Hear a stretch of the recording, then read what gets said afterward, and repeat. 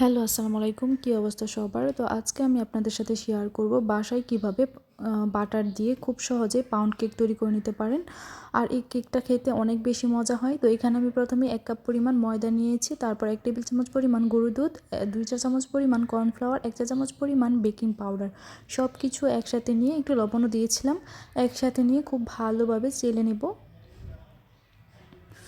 চেলে খুব ভালোভাবে হাত দিয়ে মাখিয়ে আমি একসাথে করে মিক্স করে নিয়েছি। আর এখানে আমি প্রায় ১০০ গ্রাম বাটার নিয়েছি আর ১ টেবিল চামচ পরিমাণ তেল খুব ভালোভাবে বিট করে নিব। আর বাটারটা অবশ্যই রুম টেম্পারেচারে থাকতে হবে। আর বাটারটা যদি আনসল্টেড হয় তাহলেই লবণ দিবেন, সল্টেড হলে কিন্তু লবণ দেওয়ার দরকার নেই। আর দেখতেই পাচ্ছেন এখানে আমি চিনি অ্যাড করেছি। এখানে প্রায় পৌনে ১ কাপের মতো চিনি, মানে ১ কাপ থেকে একটু কম চিনি আমি অ্যাড করে দিচ্ছি। অল্প অল্প করে চিনি দিব আর বিট করতে থাকবো। তারপর দিয়ে দিব রুম টেম্পারেচারে থাকা ৩টা ডিম, কুসুমসহ একসাথে ডিমটা দিয়ে খুব ভালোভাবে বিট করে নিব। তারপরে দিয়ে দিব ১ চা চামচ পরিমাণ ভ্যানিলা এসেন্স। ফ্লেভারের জন্য ভ্যানিলা এসেন্স দিয়েছি। তারপর অ্যাড করে দিব যেই শুকনো উপকরণগুলো দিয়েছিলাম ওইগুলো। আপনারা চাইলে কিন্তু এখানে বাটার এসেন্সও ব্যবহার করতে পারেন। তারপর শুকনো উপকরণের সাথে ডিমের যে ব্যাটারটা ছিল খুব ভালোভাবে মিক্স করে নিব। তো এই তো মিক্স করা হয়ে গেলে কিন্তু ব্যাটারটা ঠিক এরকম হবে, আমি দেখিয়ে দিচ্ছি। তারপর আমি এখানে প্রায় ৮ ইঞ্চি সাইজের একটা মোল্ড নিয়েছি। এটাতে একটা খাতার কাগজ বিছিয়ে খুব ভালোভাবে তেল ব্রাশ করে ব্যাটারটাকে ঢেলে দিব।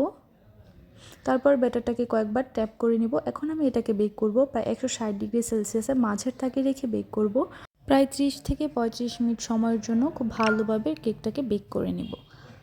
আপনারা চাইলে কিন্তু চুলাতেও বেক করতে পারেন।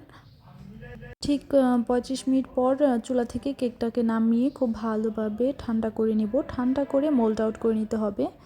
যখন কেকটা এরকম ঠান্ডা হয়ে যাবে তখন একটা ছুরি দিয়ে খুব ভালোভাবে সাইড দিয়ে প্রেস করে হালকা করে উঠিয়ে নিলেই কিন্তু হয়ে যাবে। তারপর এই তো কেকের উপর থেকে কাগজটাকে সরিয়ে নিলাম। তো দেখতেই পাচ্ছেন কেকটা ঠিক কতটা সফট হয়েছে। আর বাটার দেওয়ার কারণে কিন্তু খুব সুন্দর একটা ফ্লেভার আসে। আর কেকটা এত বেশি নরম, সফট আর মজা হয়, এটা সবাই খুব বেশি পছন্দ করে। বাটার ব্যবহার করার কারণে নর্মাল পাউন্ড কেক থেকে এটা অনেক বেশি মজাদার হয়। তো আমি খুব ভালোভাবে পিস পিস করে কিছু কেটে নিয়েছি। অনেকগুলো পিস কিন্তু হয়েছে, দেখতেই পাচ্ছেন কতটা সফট হয়েছে। তো আপনারাও চাইলে কিন্তু এভাবে বাসায় পাউন্ড কেক তৈরি করতে পারেন। ধন্যবাদ সবাইকে।